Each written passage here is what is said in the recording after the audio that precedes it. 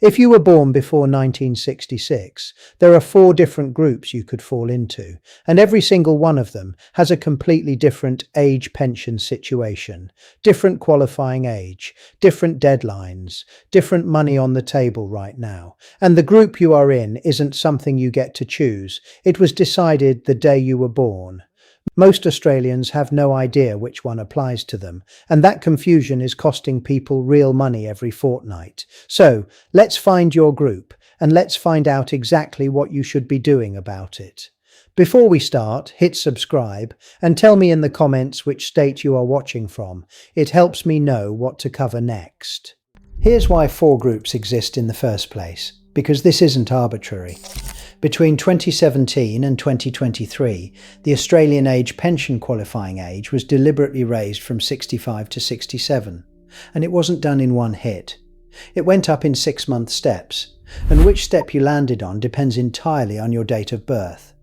On top of that, superannuation preservation age, the age you're allowed to touch your own super, was climbing on a completely separate schedule at the same time.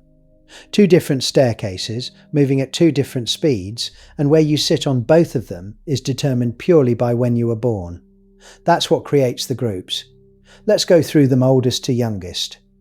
Group 1. Born before 1952. If that's you, you're around 74 or older now, and your age pension qualifying age was 65, the old number, before any of the increases started. You've been eligible for roughly a decade. So for this group, the question is almost never, am I eligible? It's, am I being paid the right amount? And that's where the money quietly goes missing. The most common causes are genuinely mundane. Rent that was never reported to Services Australia, so rent assistance was never added to the payment. That alone can be worth up to $188.20 a fortnight for someone renting privately.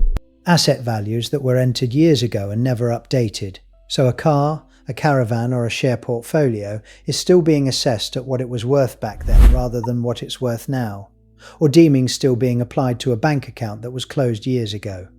Picture someone who's been on the pension since 2016, whose circumstances have shifted several times since, and who's never once called to update their record because nothing felt dramatic enough to bother.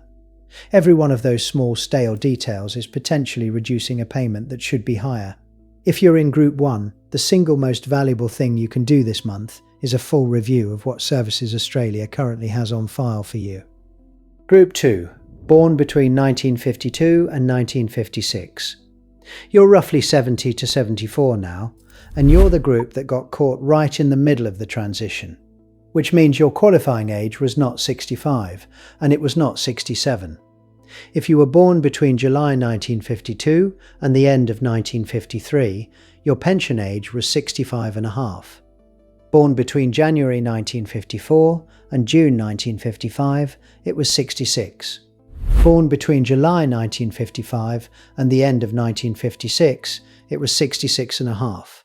6-month increments, and which one applied to you came down to which half of which year you were born in. Everyone in this group has now passed their qualifying age regardless of where they landed, so you are all eligible today. But here's the trap this group specifically fell into, and it cost people real money. Someone born in 1955 who heard the pension age is going up to 67 and assumed that meant them would have waited until 67 to claim, when their actual qualifying age was 66.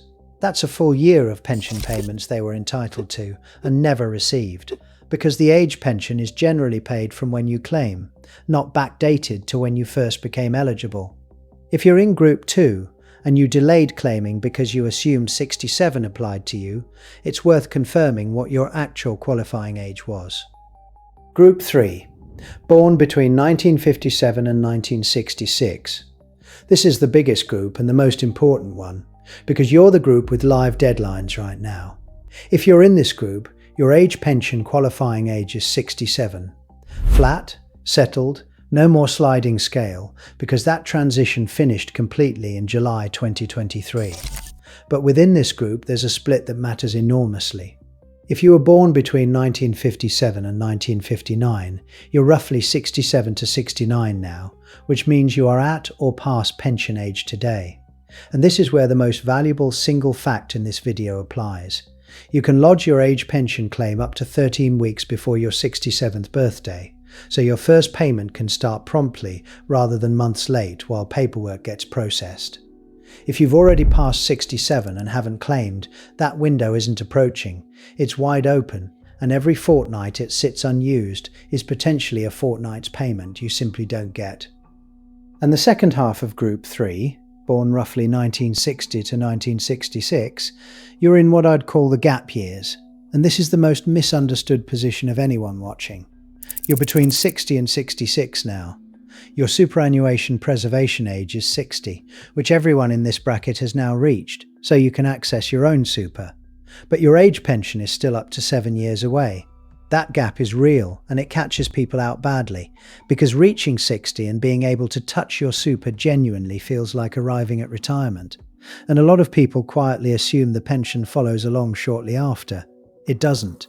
Picture someone who turns 60, starts drawing on their super to top up reduced work hours, feels comfortable, and assumes the age pension will kick in a year or two. In reality, they've got up to 7 years to fund entirely themselves before a single pension dollar arrives. Draw down too fast in those years and you can arrive at 67 with far less than you planned. And here's the sting most people miss entirely. Money you pull out of super and leave sitting in a bank account is still assessed under the assets and income tests, so spending down aggressively doesn't automatically improve your pension position the way people assume it will. Group 4, born between 1967 and 1975. You're roughly 51 to 59, and you're the group where nothing has happened yet, which is exactly why this is the group with the most room to actually change the outcome. Your preservation age is 60 and you haven't reached it, so your super is genuinely locked. Your age pension age is 67, which is 8 to 16 years out. Nothing is urgent, and that's precisely the problem, because the levers that make a real difference all need time to work. Carry forward concessional contributions let you use up unused contribution cap space from previous years if your super balance is under the threshold. That's a genuine catch-up mechanism, and it's most valuable to people who took time out of the workforce. The downsizer contribution opens at 55, so parts of this group can already use it if they're selling a long-held home. And the most basic one of all, actually check that your employer super is landing in your account, because since super became payable at the same time as wages rather than quarterly, a shortfall now shows up within a pay cycle or two instead of hiding for months. If you're in Group 4, the honest message is that you have the one thing the other three groups don't: time, and it only counts for something if you use it. Now there's one thing that cuts across every single group here, and it catches people who think they've already worked out their answer: couples with an age gap. The age pension age test applies to each of you individually, not to the household. Your income and assets get assessed together as a couple, but each person has to reach their own qualifying age in their own right. So if one of you is in Group 2 and the other is in Group 3, you are not both eligible the moment the older one qualifies. Picture a couple where one partner turns 67 this year and the other is 4 years younger. The older partner qualifies now, but the household doesn't suddenly unlock a full couple's pension. The younger partner typically needs a different payment entirely to bridge those years, with its own separate rules and its own separate assessment. Couples who track one birthday instead of two are consistently the ones most blindsided by a gap they never saw coming. And it's completely avoidable if you work out both groups rather than just the older partners. And there's a second cross-group point that's worth more money than almost anything else in this video, particularly for Groups 1, 2 and 3. If you were ever knocked back, that answer may no longer be true.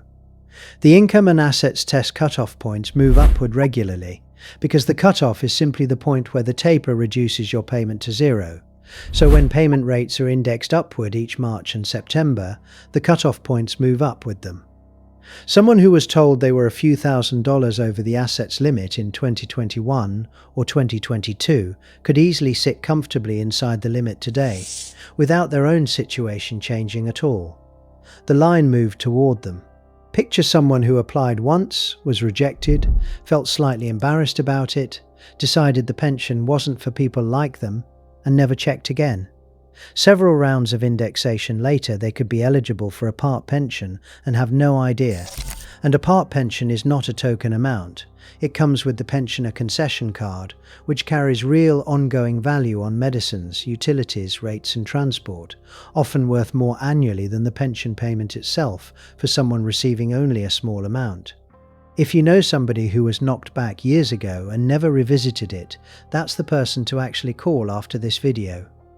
So how do you confirm your group properly, rather than working it out from what I've said here?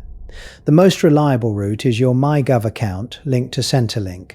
It already holds your date of birth and can give you your exact qualifying date, rather than you doing the arithmetic and risking an error on a 6-month boundary.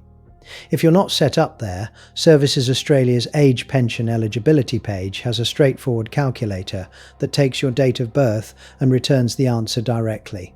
And if you'd rather speak to someone, the Centrelink Older Australians line can confirm it over the phone. This matters most if your birthday falls near one of the boundaries. Someone born in June 1955 versus August 1955 sits on 2 different qualifying ages, 6 months apart, despite being born in the same year. If you're anywhere near one of those edges, don't estimate it. Confirm it from an actual source once, and then you never have to wonder again. Here's what ties all 4 groups together. Not one of these systems contacts you. Services Australia does not write to you on your 67th birthday. Your super fund doesn't tell you when your preservation age arrives, and nobody reviews your file to check whether the details on it are still accurate. Every group here has money that depends on someone actively doing something, claiming on time, updating a stale record, planning for a gap, or using a contribution strategy while it's still available. And the cost of not knowing your group isn't theoretical. For Group 1, it's an underpayment that repeats every fortnight. For Group 2, it's potentially a year of payments that never came.